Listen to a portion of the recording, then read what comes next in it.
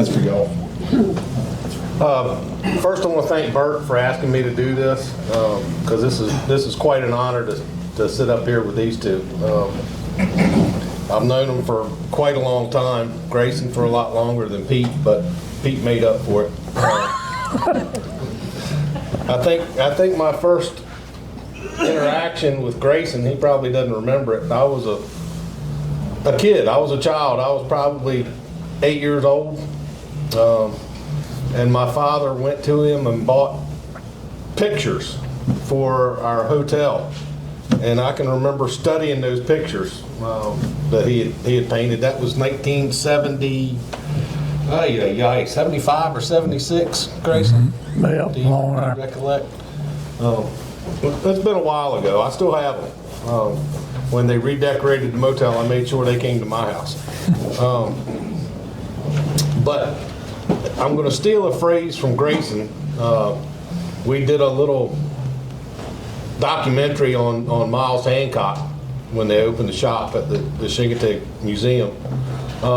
And he said there have been many better decoy carvers, but there have not been any better gentlemen.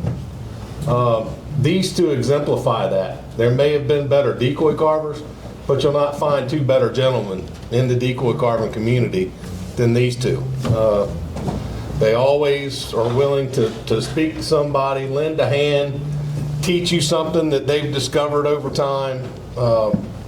It's just hard to exemplify what you would want to be if, looking at these two. Their lifestyle is very simple, but they are decoy through and through. I believe both of them fell in love with ducks first. They loved to hunt, and loving to hunt brought them to decoys, and they've lived the rest of their lives making them and creating these things that we enjoy.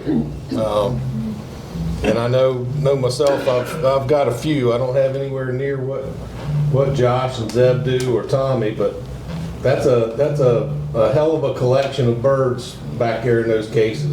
That's truly phenomenal. So they're here to hear you guys, not me.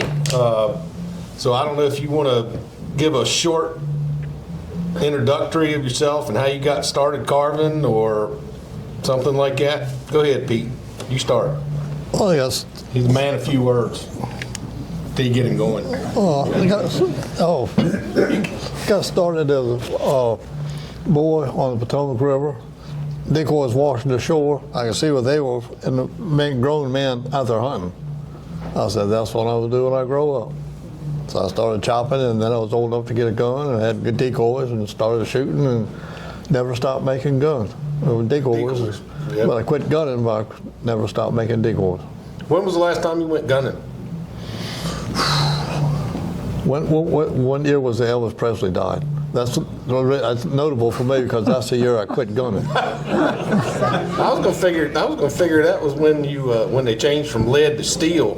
Well, no, that was not the reason, but it was about that same time. Now I had two geese that I raised. Buddy Parker, I don't know, one of the Parker boys from Worcester called them crab potting, and I raised them, and they were my pets. And they came to tragic ends, and broke my heart. So that's when I put my gun up. And that was the year Elvis Presley died. That's been a while. Well, that says 82. So we know you were gunning on Ass Woman in 82. I would guess, if that picture's correct. But Grayson, you kept going. Oh yeah, I still go. Well, when I was a kid, I always liked art. I always liked to draw, paint, and everything. And my father was a big hunter.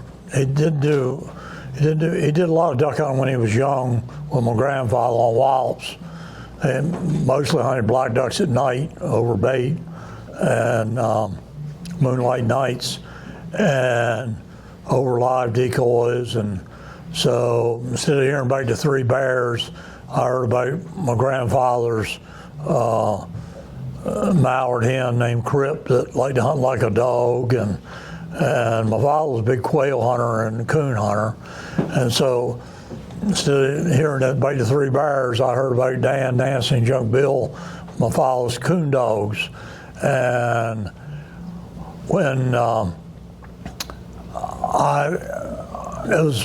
think it was 59-60 season. My father was working as a game warden then, and I pestered him till he finally asked the other wardens if I could go, and they said, sure, bring him along.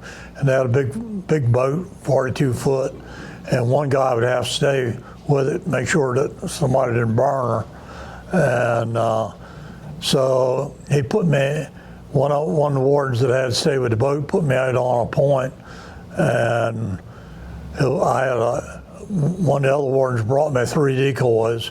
One was paper mache with the bill shot out.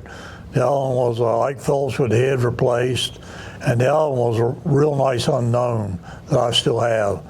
And I killed an old squaw and a golden eye, and I might as well have taken a hit of crack because I was hooked. Because the 2 things that I liked best in the world were hunting and art. And with duck hunting, they both went right together. And from that day on, I was hooked. And you know, probably by the time I was about 13 years old, what I wanted to be was a hunting guide and a decoy carver. But you know, it just wasn't that realistic. I mean, everybody thought that decoy carving was going to die out by then, you know, the early 60s. And but it's been good to me. Well, that ties you guys in to the older generation.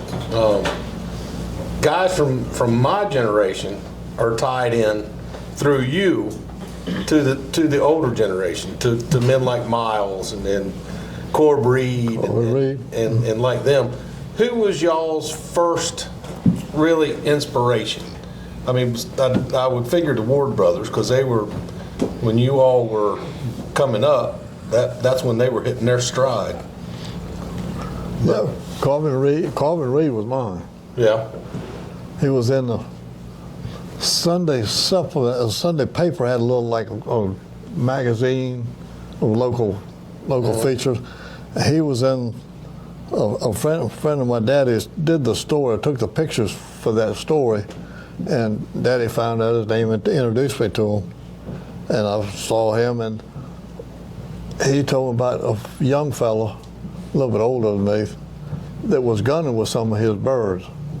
And I used to go gunning with him. At that time, I could call ducks by mouth. Mm-hmm. I can't by now, but anyway.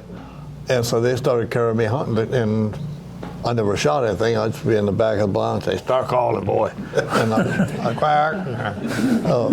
And they'd shoot. But anyway, I saw what his ducks looked like on the water, like ducks. Uh-huh. And I had them in my hand. It would give me indigestion to look at them. They were so ugly. But they looked like ducks at 40 yards. Uh-huh. There'd be ducks in there, and I didn't know who was the duck and who was the decoy. They were that real. Now, were most of Corb's at that time court gunners? Yeah, they were tearing down places in the city where the old coal storage plants. Mm-hmm. They had that black insulation cord. Yeah, and he was just picking it up off a dump by the truckload.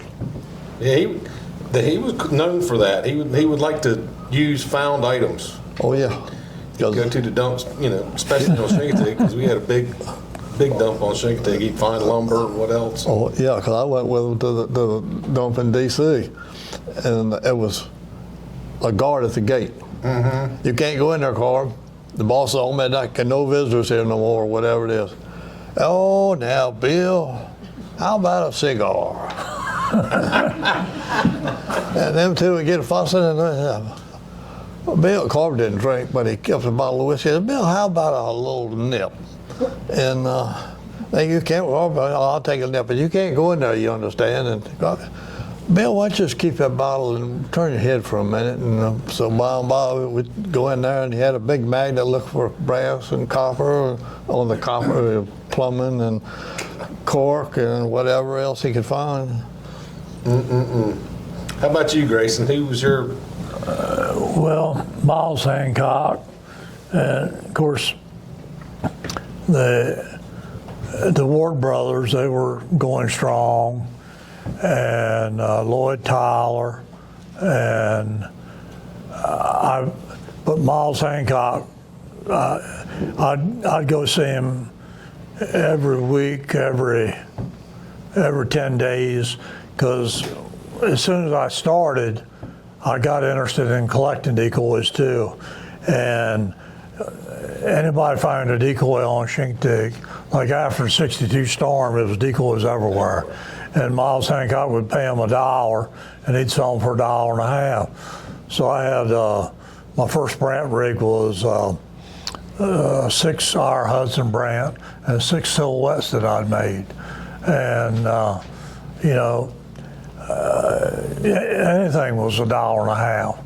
And I just got to be good friends with him. And, you know, he taught me so much about hunting. We never hunted together, but I mean, you talk about a guy who knew birds. He knew them backwards, forwards, sideways, up and down. And I learned more about hunting from him than probably anybody else, even though we never hunted together. And it was like Pete was saying about car breeds. Mercer Hancocks, you know, you look at them in your hand, and it's, well, you know, it was so funny because Mercer Hancock, the one thing he had ego about was his hunting. Now, he, you know, he knew he was the best, and he was proud of it. But his decoys, he used to tell me, I said, you know, the first shell ducks I made, they look right good. Said, I never could make another one as good as long as I tried. And but the thing about his decoys was they looked good on the water. They had wide, flat bottoms, so they rode good, and they had, you know, thick bills, and they held up good. And I had a whole rig of them, which I hunted with when I was a boy, and I've still got them. And when you put them out on the water, man, they look like birds. They look just like birds. And I learned a lot from him. Lloyd Tyler taught me things. I used to go there, and sometimes I would paint things for him because he'd have a lot of stuff where he'd bought that was repainted. And I painted a head on a mallard for him one time, and it was, I painted it green. He said, boy, don't you know how to paint a mallard's head? And I said, I guess not. And he said, well, let me show you. So he showed me, you know, how you paint it black and then you blend into green, you know, so you get the iridescent look. And he was always very good to me. I had a charge account with him. And, you know, he always tickled me when he laughed, because it sounded, you've heard snow geese when they're feeding, you know. It was, that was all you ever hear. I mean, facial expression never changed. But, and the Wards, you know, I went up there some too, but those two more than anybody. And then Cigar, you know, because, you know, it wasn't many carvers from like the World War II generation, because those guys were all in the Army. And when they got back, they were playing catch up, and you had plastic decoys. But down home, at least, it was still a lot of guys from the World War I generation, which is like Miles Hancock and the Ward brothers and Lloyd Tyler and the other thing is I always collected old decoys, and I learned a lot from looking at them, you know. It was like, I'd look at them and try to figure out how they did this and how they painted that. And So I learned a lot from a lot of different people. Some of them were like carvers that were dead way where I was ever born, but just looking at their decoys and how they went about things. I can say the same thing, just monkey see, monkey do. Simple as that. Well, that's good. I can sort of relive the same thing as Grayson's. I was probably 12 or 13 years old and had to get a ride to Grayson's house to buy 6 black ducks, cork black ducks. I've still got them. They've traveled with me. They're 55 years old now, I believe. They're old. Let's see. So when you started, have any of the birds that you first made, have they ever turned up? Do you ever see them? Talking to me now? Both of them. Well, in my apprenticeship days, I never had a branding iron, so no one would recognize them. If they did turn up, I would be the only one that could identify them. When there was a crew that comes, the beginnings, right. apprentice birds. So they are invisible, so to speak, now. And once I've learned the trade, so to speak, I got a branding iron. So all my birds since then, they've got the brand in them. Because Cigar always told me that you'll never know when one of them's going to come back and bite you in the ass. No. He said because over the 40 years or 50 years of making decoys, he said sometimes you don't put your best effort into a bird. Well, he said and then it'll turn up in the worst place. Anyway, that's why I was lucky because I didn't have a branding iron while I was learning. Well, the first thing I ever carved is the little flying goose up there in the display, and I gave it to my great-grandmother. But the first actual decoys I carved, it was this summer after I started hunting, and my cousin went and they were going up to New England, and my mother and I went along, and I saw a brochure for the Shelburne Museum, and we went over there, and it was an elderly lady there, she had shoes by soles by like that, bun, dressed in black, and she probably hadn't seen another human being for 2 weeks, and she was so happy to see a kid that was just eat up with it. She said, now I'm not supposed to take you back here, but you come with me. And she took me through the whole museum. And, I got to buy Eugene Connett's book on making decoys and Ralph Carkendall's on rigging them and the Shelburne Museum book. And then there, they had some Linbo Hunt carp teal. So I said, well, I'm going to make something like that. Well, I made what I thought was my cedar version of these teal, and they looked just about like shoe boxes, and the ugliest heads you ever saw, and they weren't painted that bad. And I carried them over to Miles Hancock, and he would never ever discourage you.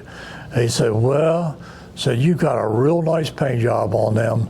Said, but I think it would help if you rounded the edges up on them some. And so a friend of mine had been down to the drugstore in Parsley and shoplifted 2 or 3 Playboys. Oh, Lord. And so I used them 1 year and I traded them to him. And it was a girl in there named June Palmer, who later dated Henry Kissinger. And I told my wife, I said, when you walked in freshman biology, I said, my God, there she is. And I said, but a little later, I was able to buy them back from him. I've still got them, but they really are ugly. I'm not kidding you. I mean, it's brutal. Look at them. Just let you know where you come from. Anytime I'm teaching anybody to carve, and they say, I don't think I can do it. I said, can you make something as good as that? And they said, yeah, I think so. I said, well, they're the first two I made.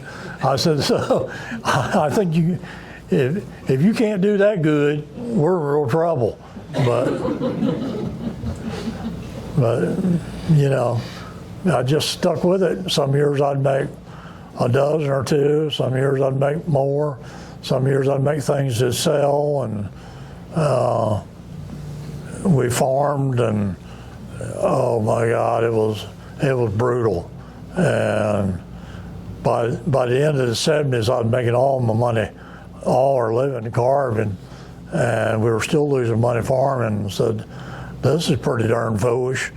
Keep doing something that you like to do but you don't love, and when you can make all your living doing something you love and make money. So that's what we did. We quit. And So speaking of making money, you guys were at Easton when it was the place to be on a Thursday afternoon after the auctions, because all the dealers would come through there and wipe you completely out, sell you out by Thursday night, right? I mean, that was when the high school at Easton was the spot, if I can What was it, remember the right. benefactors? Who was it? No, most of the time a lot of Thursday, dealers. the dealers that were moving in, but they would walk around, and just as you put stuff out, they would buy it as soon as you put it out. Oh yeah, those two, and the benefactors, the rich people could come in before the show opened because they had some special color badge, and anyway, they were good customers too. But those were the good days of the Easton High School, from what I can remember. Oh, And boy, U2's display was always the highlight of it, because Yeah. you'd be loaded right up. Oh boy, that was when our ships would come in. Well, you know, once we started doing it and making money, Dawn got awful interested. she really appreciated decoys a lot more than she did before, and of course, she always dealt with antiques and stuff like that. She was interested in them, and realized real quick, once you walked in Easton, once you went down that first aisle, at the end of the first aisle, you'd seen so many darn ducks, you were in sensory overload. So you had to do something to make people stop at your booth. And she was real good at that. Real good, very good. I mean, the most trying times of our marriage in 55 years was setting up at Easton. I mean, we would fight the whole time because everything had to be just so. No matter where I put it, it wasn't the right place. And it was, but boy, you could sell some stuff there, and up to the Craigville Motel too. I mean, when you pulled in there, it was just like flies around honey. And if the guy you're talking to didn't buy something, the person standing behind him, I want it. And man, I don't care how bad you were, you could make a living making decoys. I mean, they'd buy anything. And thank goodness, because some of it was pretty bad. But anyway, that goes along with it, doesn't it, Pete? Yeah, that's right, part of the game. So when did you two get acquainted with each other? Well, it was when I just bought the place in Capeville, and you came down to see your relatives or in-laws in Ulster, and came down to the shop and just introduced yourself one day. So you moved from Cape Charles to Capeville in what his in-laws were in his Ulster. both of y'all's in-laws were in Ulster. Well, it turned out to be kind of overlap there too. Yeah. But he just come in the shop, I'm Grayson, and we hit it off. And Pete's wife and my wife were what, second cousins? Second cousin. Yeah. And Arthur's one of our in-laws too. Yep, he's in the family. We're all family here. We're from the shore. We're all family. My wife, she was born on Chincoteague. Her mother was, and moved to Archer. And my father-in-law, he was born on Saxus and moved to Archer. And so I tell my wife that kind of makes her a hybrid, like a mule, because she's half Saxon Islander and half Chincoteague. It was a bar dining home just above the Maryland, Virginia line. You used to have a sign saying no Chincoteaguers or Saxon Islanders allowed, because as soon as they got there, they'd get fighting. But at any rate, it was all good. Yep, it was all good. Sure is. So you guys went hunting together and all that kind of good stuff. Yeah, there's a picture. Right. Yeah. The one and only time, or did you do it a couple different times? I think that was the only time, wasn't it, Pete? That was the only time yet. Yeah. And the houseboat. We went camping over on Mockhorn together one time. Yeah, well, we were planning to go shoot curlews the next trip. Oh, okay. Never did, but we were planning a curlew hunt. Yeah. There's a few of them down on Mockhorn. Still there. Still there. Yeah. Still coming through. And Pete's, you got to give Pete credit. He's one figured out what Nathan Cobb used for our brand goose heads, because we were there. I was sleeping. It was in the morning, and all of a sudden I hear all this hooping and hollering and raising hell, and it's Pete, and it's saying, I know what he made them out of. I know what he made them out of. And there's all this yowpon down there. Well, yowpon is a holly, but it grows all gnarled up. And of course, Nathan Cobb owned Mockhorn at one time. Sure did. And Pete's one figured, because I always, I'd look at hollies and I'd say, I don't know how in the world he found all these shapes from. But when you look at yowpon, you can sure see it, especially out on the barrier islands. Yeah, the climate kind of, in the harsh environment, you get blown over kind of like in a wind grove, like in a wind tunnel. And the curves come right out of them. So did y'all harvest some and bring it back with you? Oh yeah, I'd go out there with a handsaw, and we will go look at it and Grayson and say, let me hold that saw. And I turn and he'd see him, and he could see them branches, see the heads in a branch much better than I could. I walked by 10 of them for every one I picked, and he'd be picking up the 9, I'd walk right by. Yeah, you don't see many root heads anymore. Well, that yowpon is hardwood. Hardwood, like locust. Yeah, just about like locust. Next thing to locust. But it's hard. I mean, it's strong. Yeah. Even though the grain might be twisted, it's still got that strength in the grain. That's right. Yeah, because the grain run right with the it. grain might be going like that, so you just use that for the curve of your neck or whatever. Well, see, that's part of the magic, because what if you two hadn't gone camping on Mockhorn? Nobody had ever found that out, right? Well, I'm sure somebody would probably, but might not. Never know. Never know. So I know Pete has a favorite wood. He likes juniper. But Grayson, you've used a little bit of anything and everything, haven't you? Cottonwood, pine, cedar. Yeah, I liked cottonwood, which is really Polonia, if I was making something to hunt with myself, because Polonia is not a Native American tree, and it's actually in the hardwood family, but it has these big seed pods on it like this, and when they were trading with China, they would use those pods like we use styrofoam peanuts, and that's how it got over here. But it grows so fast over here. It has these huge growth rings. Huge leaves too. Yeah, and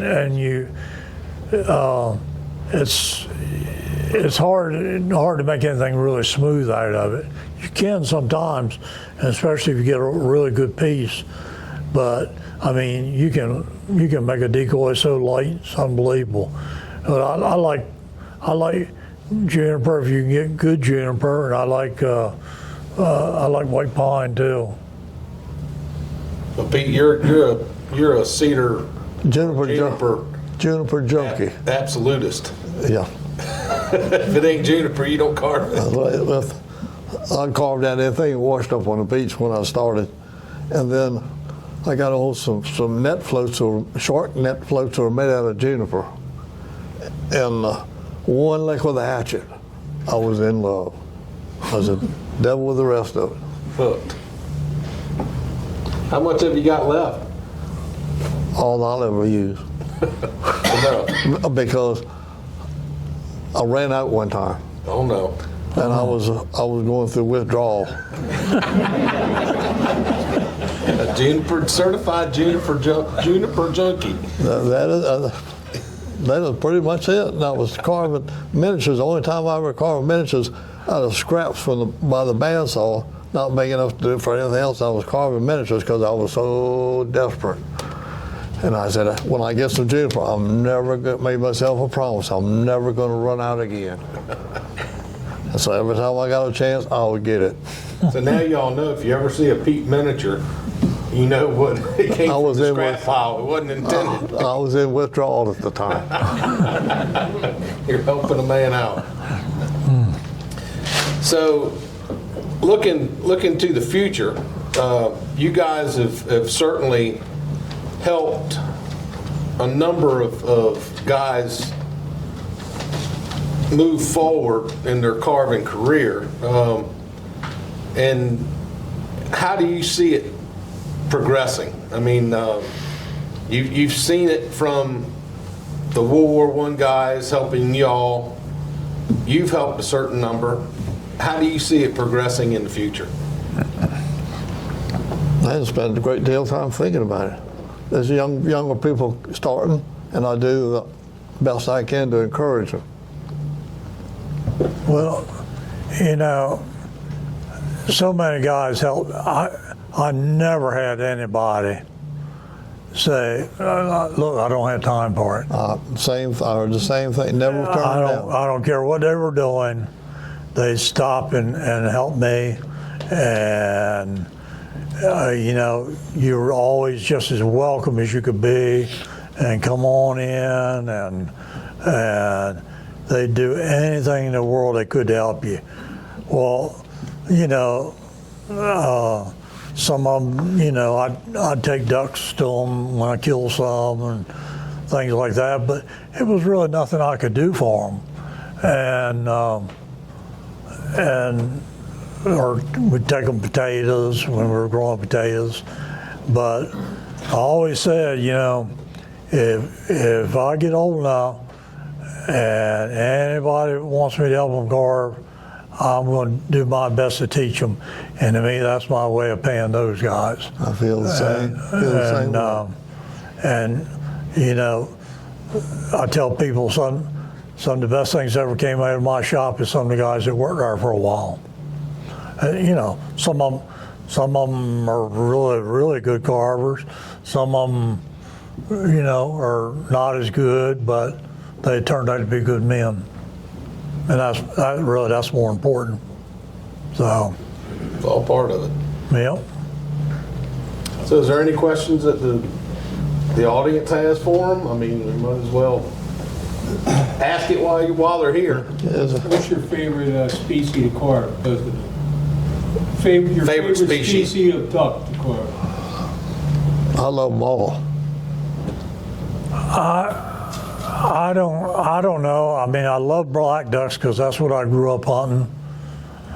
I love brant because I grew up hunting them, and they're such a neat bird, and you take, you know, birds don't have hands and facial expressions to show what they're doing, but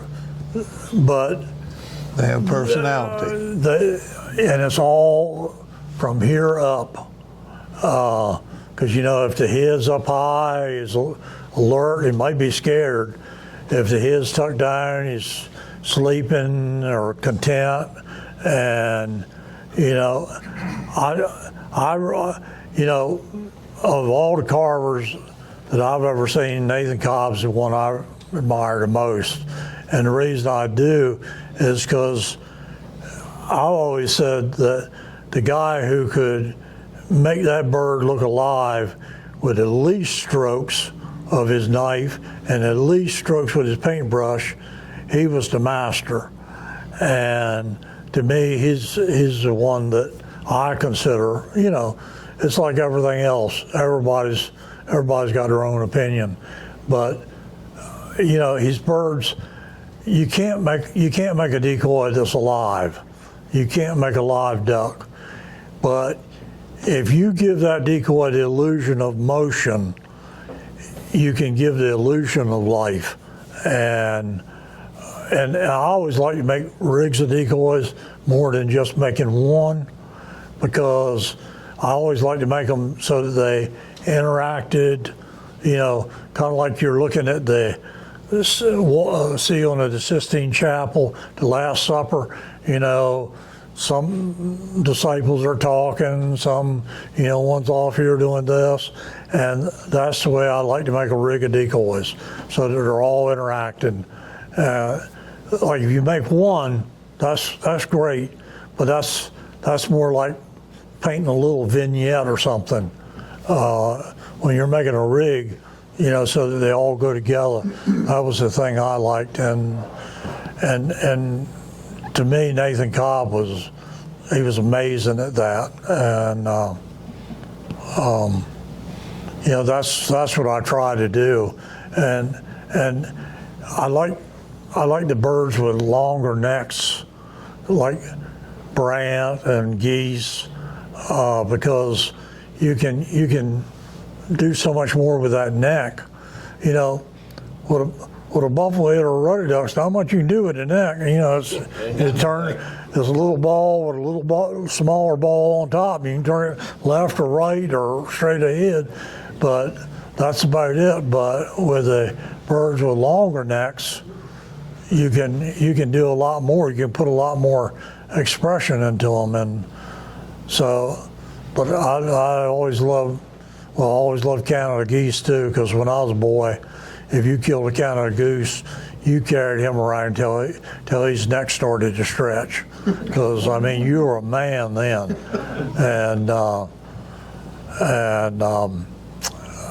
but I always loved brant. They're such a neat little bird, and you know, I saved cripples when I was young, and they'd get just as tame. But it was funny. Miles Hancock told me to watch for this, and I did, and it was true. And when the spring came, they'd all hang out at the north end of the pen.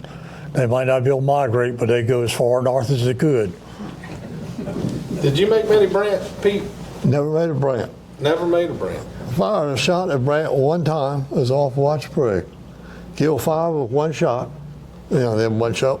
Killed 5 with one shot, and they've been eating salad. Oh, Lord. And I was going to intend to eat them, and I said no. And I was, you know, engaged at the time, and Buggy said, "You ain't bringing them in this house, or I'm leaving." And so I said, "I'll put me out of heart." I said, "No future for me and Brant." Right. So you never made any. No. Well, Miles Hancock told me, he said, you know, I said, Brant used to be the best bird it was. Said next to canvasbacks and redheads, you get more for them than anything else before the eelgrass died out. But he said now, he said, he's pretty rough going down, but it's even worse when he comes back. And I was in college, and we'd kill some, they looked just like Purdue chickens. I mean, oh my God, I mean, they were just as fat, and my mother cooked them, and cooked them with ham and sweet potatoes, and you could smell them things cooking. And I ate them, and I went to night class, and all of a sudden, I started belching that brand.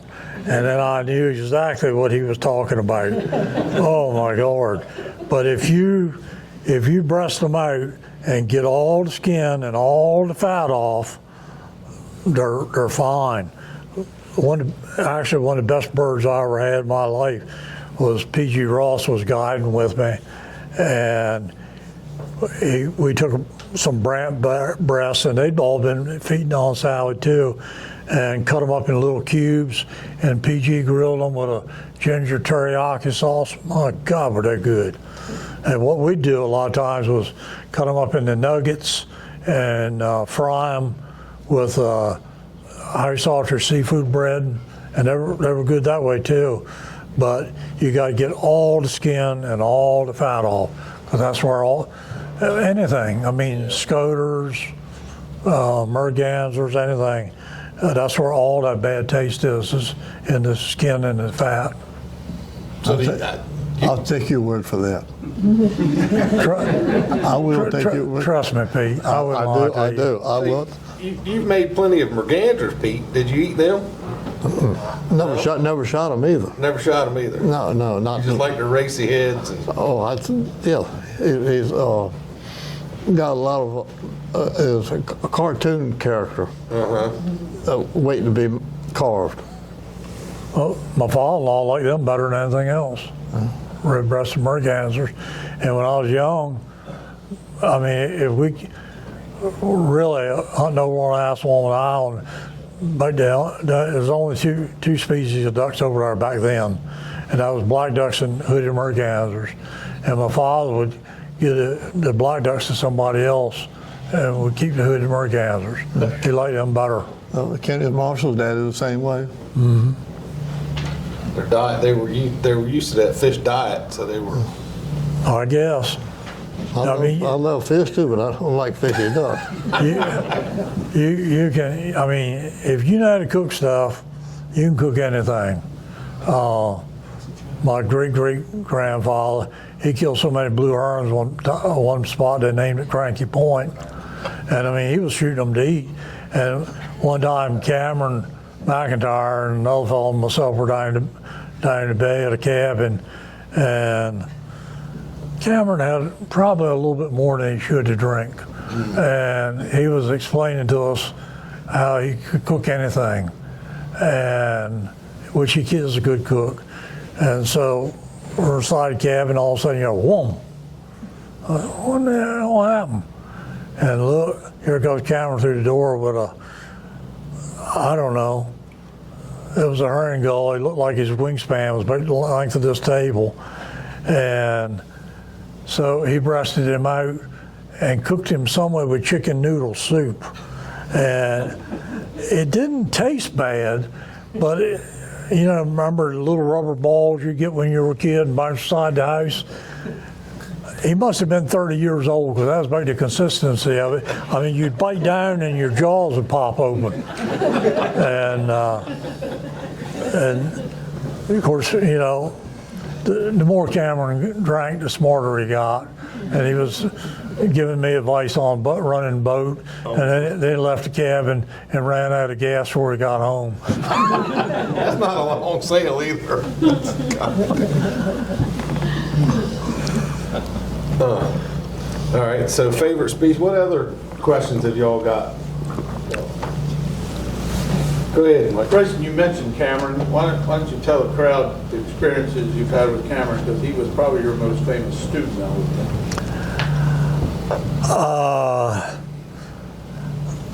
I wouldn't want to be liable if I have to tell you all.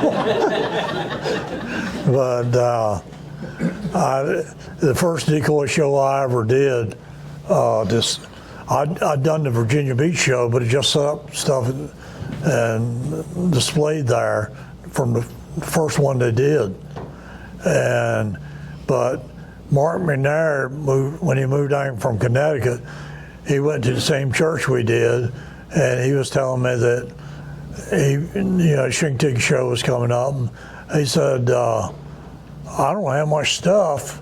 I said, why don't you go ahead and take half the table? So I did, and that's where I met Cameron.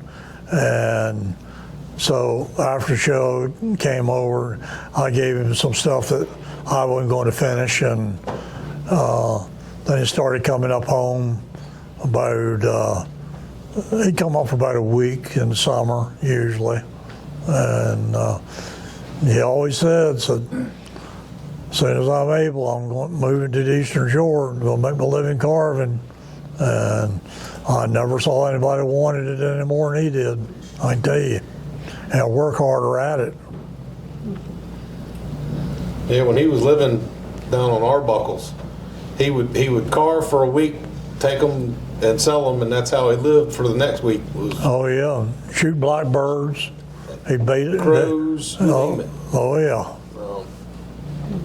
But yeah, I can remember days of Cameron coming over to Reggie Birch's shop, and he would have some bird, and he would need money for groceries or whatever, and he'd sell it for $25, $50. I wish I had half of those.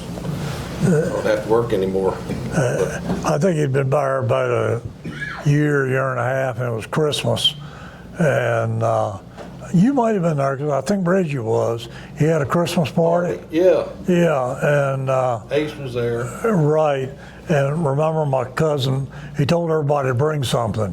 And my cousin Bob, he was kind of lazy. He was supposed to bring the macaroni and cheese, and instead he brought I think 2 6-pack of beer. And we went to, Cameron went to look for the macaroni and cheese, and all of us was 2 6-packs of beer, and I said, my God, it's a Christmas miracle. It's just like Hallmark.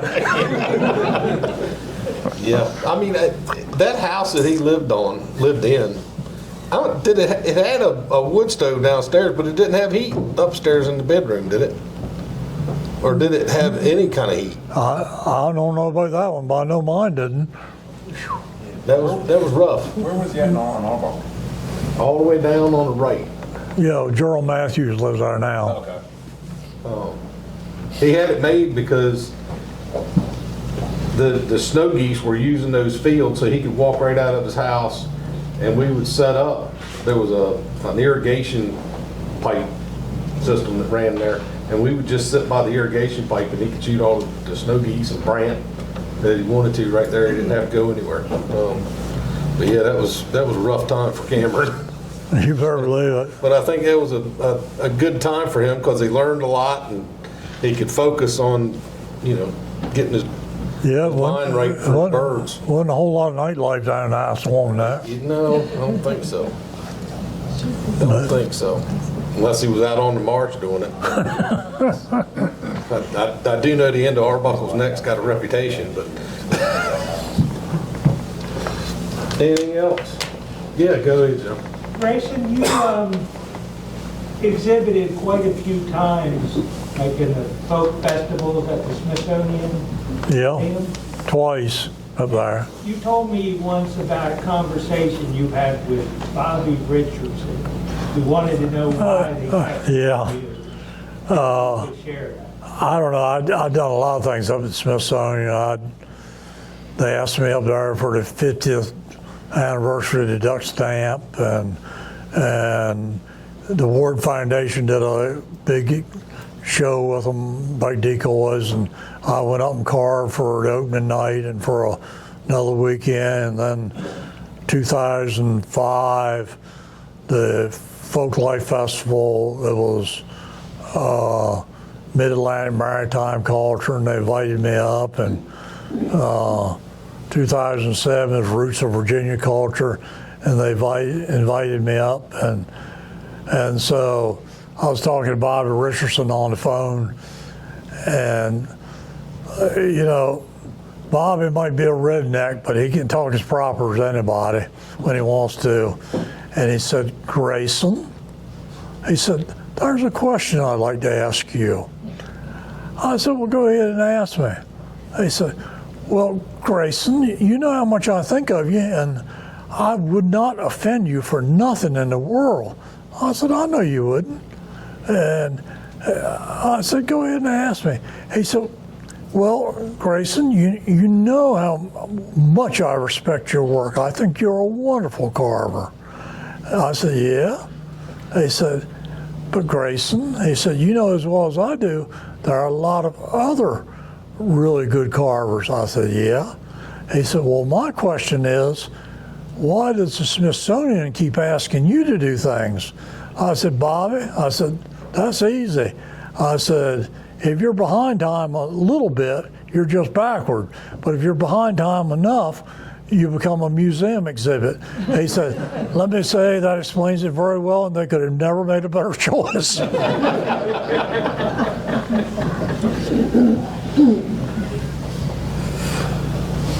ahead. I don't remember how many of you all remember the early days of the Waterfowl Festival. But those two fellows sitting up there, you know, when we set up, you have a table, you stick a couple of shell boxes on it with a board, and you put your decoys out. When you walked into the Waterfowl Festival way back in the day, you walked into Pete and Grayson's exhibit, you walked into their den or their living room.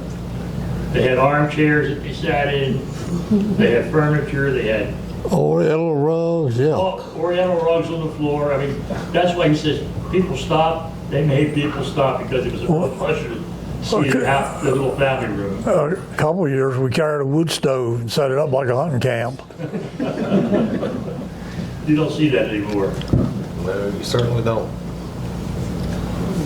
Go ahead. What's been the most rewarding part of your legacy and your career? You want to go, Pete? Say what What's been the most rewarding part of your carving career? the people that I have met, the nicest people, squared away, all American people love decoys. That's all I say. Just to meeting such genuine, nice people, genuine, real people. Go ahead, Gary.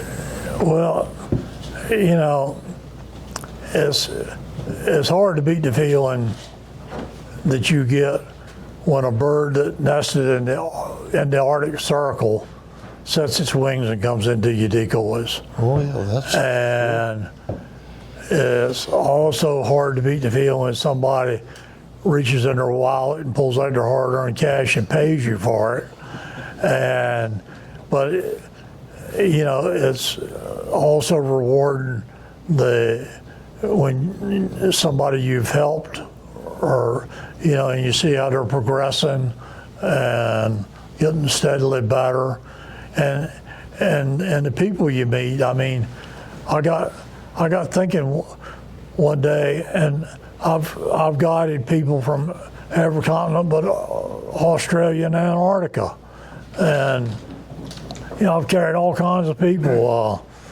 One of the fellows that hunted with me, he was the one that sent to get Monica Lewinsky's little blue dress, and you know, just all kinds of people. One he's involved in the Deepwater Horizon case and the train that just derailed, and another guy was like Duke's first All-American basketball player, and broke in with the Yankees when Babe Ruth and Lou Gehrig and all of them were there, and just English royalty. oh well, yeah. If we didn't have it, we just made it up. I mean, we convinced all the people that worked there their lives that we had members of the royal family there, and we practiced curtsying and all that stuff. And then we had a group of Reformed Orthodox Mormons who were disciples of what was the jet fellow that they locked up. They were there, and then we had the head Hare Krishna east of the Mississippi, and we'd have to start each meal, you know, with a traditional Krishna chant. So we'd all be there going,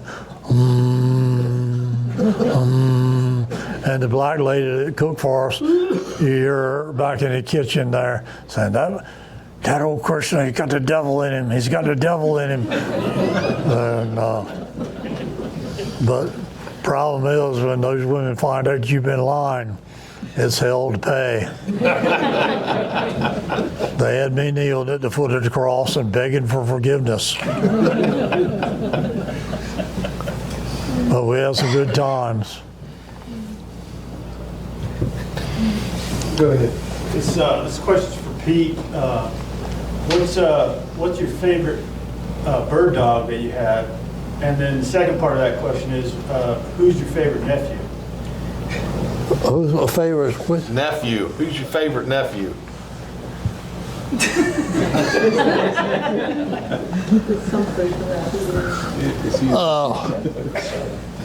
Don't have a one. So he gets the choice by default. Yeah. What about bird dogs? What was your favorite bird dog? Oh, bird dog. Oh, it was a Jip. It was half Chesapeake and half Lab. I called him George. I called the dog, the Jip, George. That dog was. So you were progressive very early on. I was just ahead of time. So Okay. another question. So nicknames are big on the Eastern Shore, and Grayson, you told me your high school nickname, but I want you to share it with them. And Pete, everybody knows Cap Pete is Hurricane. So elaborate on how you two got those nicknames. Well, mine in high school was Lightning, and it wasn't because I was fast. It was just because those other suckers I went to school with were mean. And the girl I was going with back then, they used to call her Thunder. And she didn't particularly appreciate it. But we don't have to worry about that because she's long gone. Go ahead, Pete. I was known as Hurricane because I was so slow. Right. Now, Pete, we said we weren't going to lie. I'm not. No, no. Oh, yeah. No, no. I used to have. Oh, you know he's going to start growing. No. The boss man, when I first started working for the highway department at Bayshore as an inspector, he was selling sodas on the side. And twice a day he would send me to the RC bottling plant in town. And nothing at Bayshore was air conditioned at that time. And I'd go over there and the bottling plant, the office was air conditioned. I'd go over there and, had a chance to cool off on the clock. Now I was on the clock, cool. And the boss woman there says, "You come through that door like a hurricane." So anyway, I went back and told the boys, and that's how it got started. Some people, their carvings actually look like them. If somebody told me you got to do a carving of Pete Peterson, I would do one of those little dippers like you used to do with the head in there like this. That's exactly what I would do. Okay. Every time I see one of them, I think, God, that looks like Pete. Character of Pete. So what would your character Decoy look like, Grayson? Jeez. His is a little cocky buffalo head. What's yours? Probably a sleeping black duck.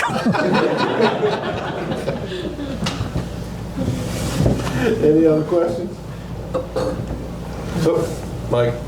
Grayson, you mentioned the Cook and the Hunt Club, and why don't you tie for the folks in here how that ties together with an exhibit we have downstairs that came about from that relationship? Well, they've got a display downstairs of carvings of black carvers, and there just aren't many. But it was a lady named Joanne Johnson that worked at the Hunt Club. She did everything. She did part of the cooking, part of the cleaning. My wife and her and two other ladies, I mean, they all worked as a team, kind of interchangeable. But the other fellow who I had, Chunky, he had a little problem with, he was $30,000 behind on child support. And so the judge had told him that he had to get a job where his wages could be garnished. And so he got drunk that weekend because I told him, I said, you can't pass the test, Chunky, to get the job. So I got a plan. But the plan was he got drunk, went down to the sheriff's office. They threw him in jail for a month in solitary confinement because he was going to beat everybody.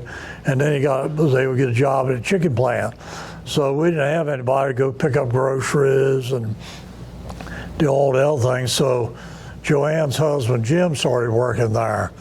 And Jim has always had hobbies. He, played guitar, had motorcycles, and he was riding there, and so he got interested in carving, and so I helped him, and he loves it. I mean, he loves it to death. And he was getting ready to do his first show over Shintig, and I told him, I said, Jim, I said, now, you got to remember two things. You got to be able to sell the stuff, not just make it. I said, because I don't care how good a decoy carver you are, if you're not a good salesman, you're not going to sell but so much. And even if you're not a very good decoy carver, you're a real good salesman, you're going to be able to sell. I said, don't go over there and tell them that your wife was working in the Holden Creek Gun Club and you known Grayson Chester all your life and I started helping you. I said, this is what you tell them. You tell them you came home from work and it was hot and sweaty and you had a little maple tree in your front yard and you were sitting there in your t-shirt sipping on a 40-ounce bull. And you noticed this little cloud, but you didn't really pay no attention to it till a bolt of lightning came over that cloud and struck that maple tree, and it knocked you senseless. I said, then show them your bald spot. Tell them, say, I had hair up there till that singed it off. I said, and it knocked you senseless. And ever since you came to, you've been hearing these voices say, carved decoys. Well, they come in to work Monday morning, and Joanne comes in first and says, if you ever tell him to tell a damn lie like that, I'm going to wring your damn neck. And Jim came in, he was grinning from ear to ear. He said, man, said, I told every one of them that. Said, and ever blessed one of them bought a decoy. He said, one woman said she was looking at him and said she walked off and she came back and said, Mercer Johnson, you were really lucky. He said, yes, ma'am, that I was. And Joanne said, I had to turn my head. I couldn't look at them people. But anyway, Jim loves it. He loves it to death. So they've got a display of his stuff downstairs. He's still carving, right? Oh, yeah. Isn't his son carving too? No, Lumpy, he was the salesman of the family. Gotcha. Anybody else? All right. What do you two, the last going off, what do you two want to say to everybody? You want to go first, Pete? He's got to contemplate it. Go ahead, Grace. Well, I can tell you what, I talked to Tootsie Lawson about every 2 weeks, and both of us talked about how blessed we've been to be able to do what we wanted to do all our life, and how fortunate we've been and the people we've met, and you know, not many people get to do what they want all their life. I used to go in the little store over to Sax's, eat breakfast, and guy that I used to go to school with, been a cop more places than Matt Dillon. He said, look at him coming in here. He ain't never worked a damn day in his life. I said, you don't understand. I said, my job's being me. I said, some days I got to make decoys, some days I got to go hunting. I said, so I was on the board of supervisors then. I said, some days I got to go down to Accomack and represent your sorry behind.